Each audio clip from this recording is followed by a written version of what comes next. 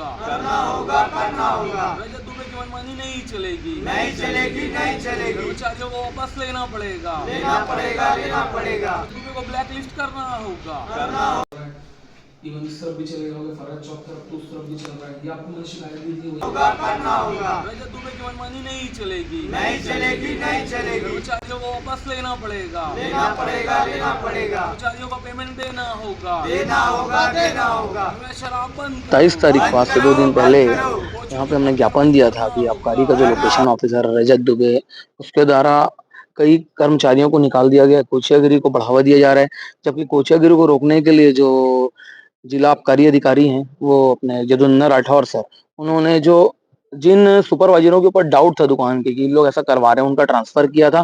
पर रजत दुबे ने फिर कुछ महीने बाद साहब की नाक के नीचे से वापस उन लोगों को वहीं भेज दिया या उसके आसपास क्षेत्र में, जिससे कोचियागिरी भी बढ़ते जा रही है। अभी लास्ट टाइम की आपको एक घटना बता रहा हूँ, इसका वीडियो आपको अगर निकलवाएंगे कैमरे से, हालांकि मैंने शिकायत फोन पे कर दी है आबकारी अधिकारी को, कि एक बंदा आता है चिखली दुकान में, शराब दुकान में, वो अपने ड्रेस को चेंज करके आबकारी के ड्रेस को पहन के अंदर जाता है और उसके बाद वहां से दारू की पेटी और दारू बैग में भर के वापस लाके गाड़ी में रखता है और उसके बाद फिर से वो ड्रेस को चेंज करके निकल जाता है। तो मतलब कोचियागिरी इस तरीके से हावी है, तो इसमें कोई बाहर के व्यक्ति के परमिशन से तो हो नहीं सकता, जो लोकेशन ऑफिसर उसी का परमिशन है। और आज ही मैंने आज शिकायत की, मुझे सूत्रों से पता चला है कि चूंकि 31 और न्यू ईयर होने वाला है और ढाबे में अवैध तरीके से शराब पिलाने के लिए आबकारी का संरक्षण रहेगा, ऐसा आश्वासन रजत दुबे ने दिया है पैसा लेके, ऐसा सूत्रों से पता चला है।